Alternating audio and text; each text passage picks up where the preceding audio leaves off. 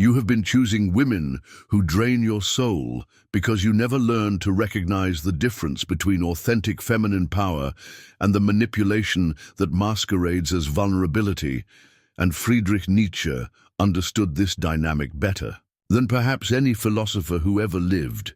Most men spend their entire lives attracting the same type of woman over and over again, wondering why their relationships feel like emotional battlefields where they give everything and receive nothing but drama, guilt, and endless demands for validation.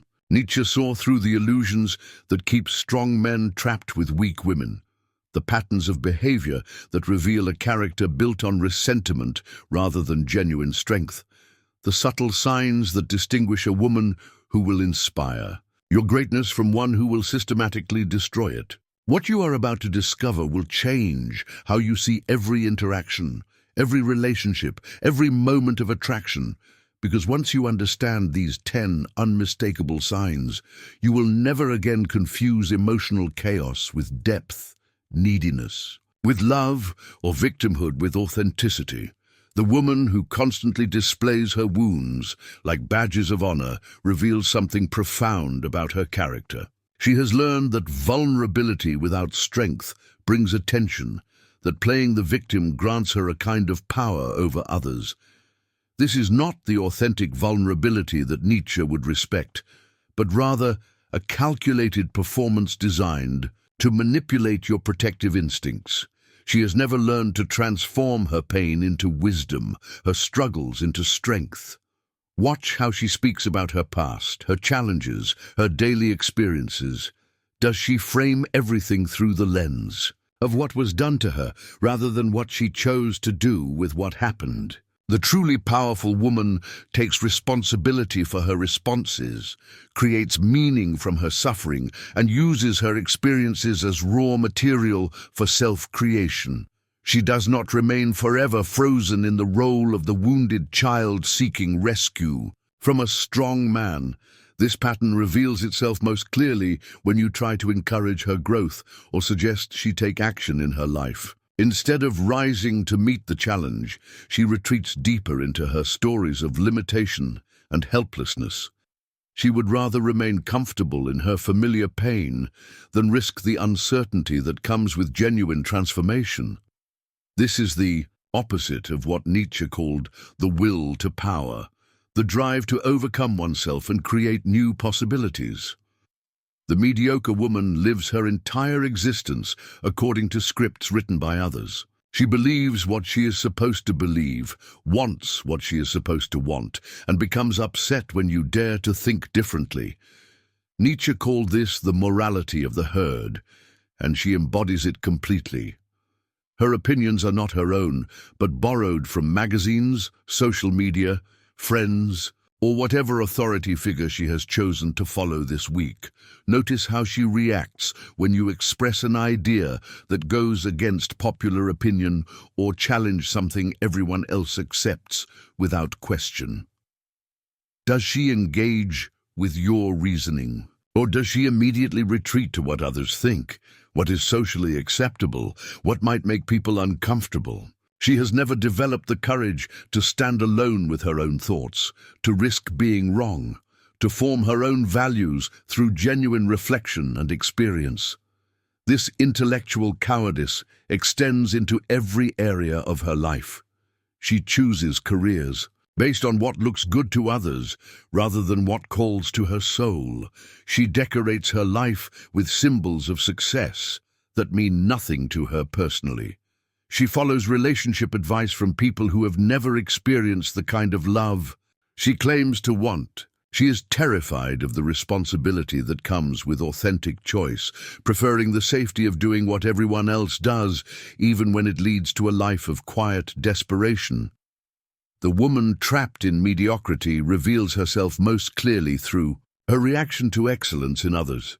When she encounters someone who has achieved what she claims to want, who embodies the strength she lacks, who lives with the courage she cannot summon, she does not feel inspired. Instead, she feels threatened, diminished, angry. This is what Nietzsche identified as resentment, the poison of the weak who cannot bear to witness authentic power. She will find ways to diminish your achievements, to question your motivations, to suggest that your success came through luck or unfair advantage rather than genuine effort. When you work on yourself, pursue your goals with discipline, or demonstrate the kind of focused intensity that creates real results, she experiences it as a personal attack. Your growth reminds her of her own stagnation, and rather than use this as motivation, she tries to pull you back down to her level. This pattern extends to how she talks about other successful people, especially other women who have built something meaningful with their lives. She cannot celebrate their victories because she has never learned to celebrate her own efforts and progress. She sees the world as a zero-sum game where someone else's strength somehow diminishes her, never understanding that true power multiplies when it encounters other powerful people. She chooses envy over admiration, criticism over curiosity, and in doing so reveals the poverty of her own spirit. The woman who has never learned to be alone with herself constructs her entire identity around other people. She defines herself through her relationships, her social connections, her ability to be needed by others. Without external validation and constant interaction, she feels like she ceases to exist. This is what Nietzsche would recognize as someone who has never undertaken the fundamental task of becoming who they are, remaining instead a collection of reactions to other people's expectations. Watch how she speaks about herself when she is not in relation to someone else. Can she describe her own interests, values, dreams, and goals without referencing what others think or want from her? Does she have hobbies she pursues alone, thoughts she thinks in solitude, projects that emerge from her own creative depths rather than from social obligation? The woman who lives entirely through others has never developed an authentic relationship with herself and therefore cannot offer one to you.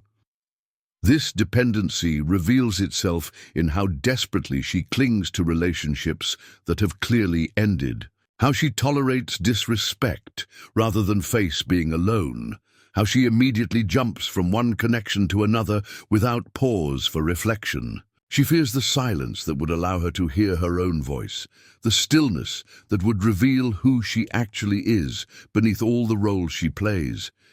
She mistakes this chronic dependency for love, never understanding that genuine connection requires two complete individuals choosing to share their fullness, rather than two empty people trying to complete each other. The woman who confuses intensity with meaning lives in a constant state of emotional turbulence that she believes demonstrates her passionate nature. Every slight becomes a tragedy, every disagreement becomes a betrayal, every moment of uncertainty becomes a crisis that demands immediate attention and resolution. She has never learned the difference between feeling deeply and simply feeling loudly, between authentic emotional response and theatrical performance designed to control others through drama. Notice how she responds when you remain calm during her emotional storms. Does your composure inspire her to find her own center, or does it escalate her need to create chaos until you react? The truly deep woman can feel intensely while maintaining her dignity, can express her emotions without losing herself in them, can navigate conflict without turning every conversation into an emotional battlefield that exhausts everyone involved. This pattern reveals a fundamental misunderstanding of what Nietzsche called the creative power of emotions. Rather than using her feelings as information about herself and her values, she uses them as weapons to manipulate situations and people. She never learns to process her emotions internally, to understand their source, to transform them into wisdom or creative energy. Instead, she remains trapped in cycles of reactivity that prevent any genuine growth or self-knowledge, mistaking the drama of her own inner chaos for the complexity of a rich inner life. The mediocre woman has made comfort her god and security her highest value, She speaks of wanting change, of dreams and aspirations, but when faced with the actual discomfort that growth requires, she always chooses the familiar path of least resistance. This is what Nietzsche understood as the enemy of greatness, the human tendency to settle into mediocrity rather than risk the uncertainty that comes with genuine transformation.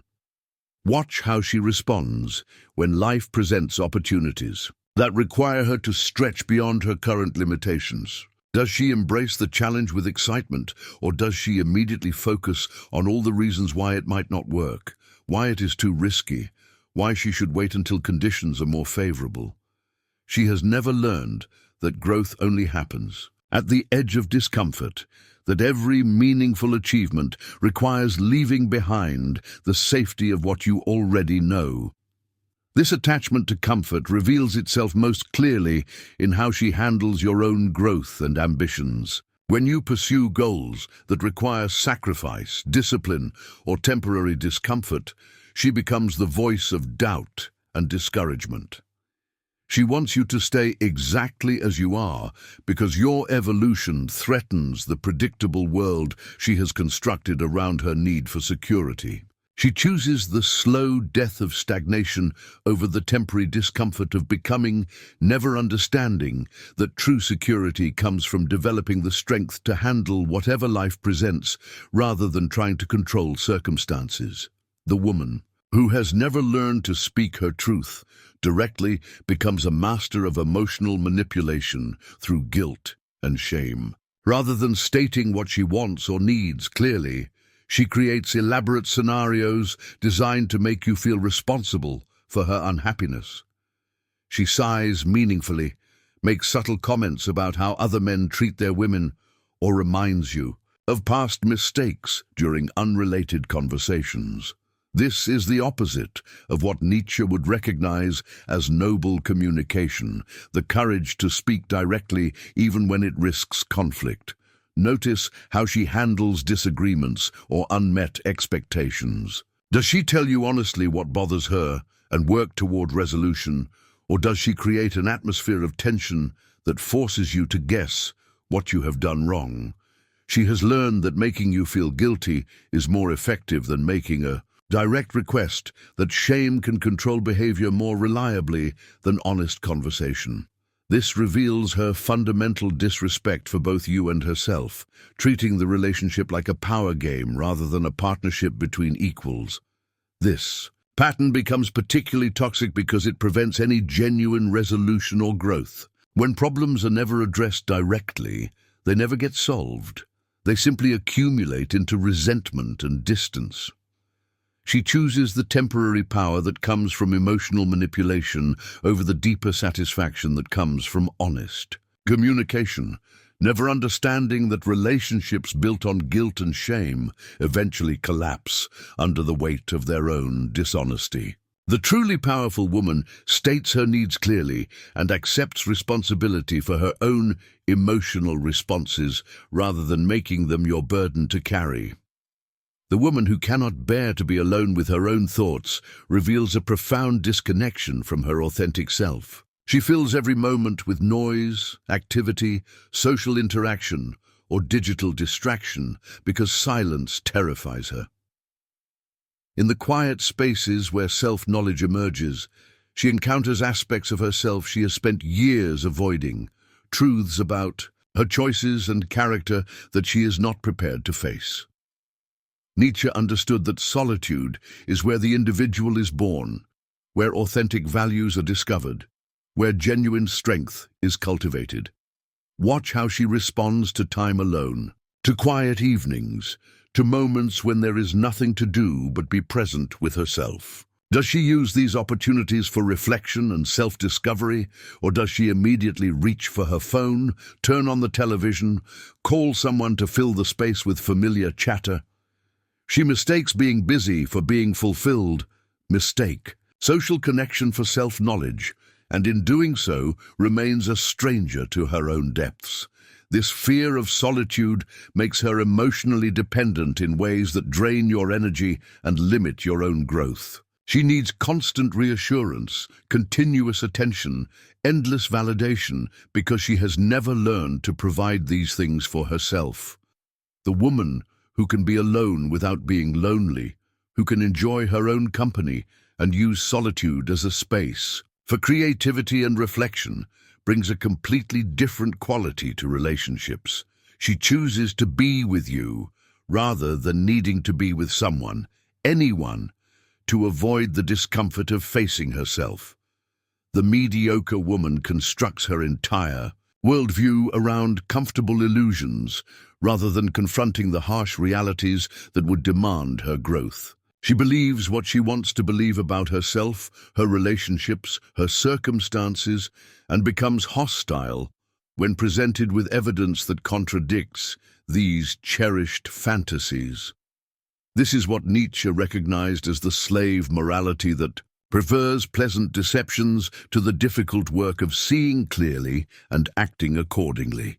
Notice how she responds when reality conflicts with her preferred version of events. Does she adjust her understanding based on new information? Or does she find ways to dismiss, rationalize, or reframe the truth to protect her existing beliefs? She will blame external circumstances for patterns that clearly originate from her own choices, create elaborate explanations for why her relationships fail that never include her own contribution, and maintain stories about her past that cast her perpetually as the innocent victim rather than an active participant. This commitment to self-deception prevents any genuine progress or transformation because growth requires an honest assessment of where you currently stand. She chooses the temporary comfort of believing her own propaganda over the empowering discomfort of seeing herself clearly. The truly strong woman can look at her flaws without being destroyed by them, can acknowledge her mistakes without losing her sense of worth, can face difficult truths because she knows that reality, however challenging, is always the foundation. For authentic change and genuine power, the woman who has never learned self-discipline lives at the mercy of whatever emotion, desire, or impulse arises in the moment. She eats when she feels like eating, spends when she wants to spend, speaks when anger moves her, and makes decisions based on how she feels rather than what serves her long-term interests. This is the opposite of what Nietzsche called self-mastery, the ability to choose your responses rather than being controlled by your immediate reactions. Watch how she handles delayed gratification, how she responds when her desires conflict with her stated goals, how she behaves when no one is watching to hold her accountable. The undisciplined woman talks about what she wants to achieve while consistently choosing actions that move her away from those outcomes. She wants the results that come from discipline without being willing to develop the character that makes discipline possible, remaining forever frustrated by the gap between her dreams and her daily choices. This slavery to impulse reveals itself most clearly in moments of stress or temptation when her true character emerges. She says things she later regrets, makes purchases that damage her financial goals, abandons healthy habits the moment they become inconvenient, and expects others to adapt to her inconsistency rather than developing her own reliability.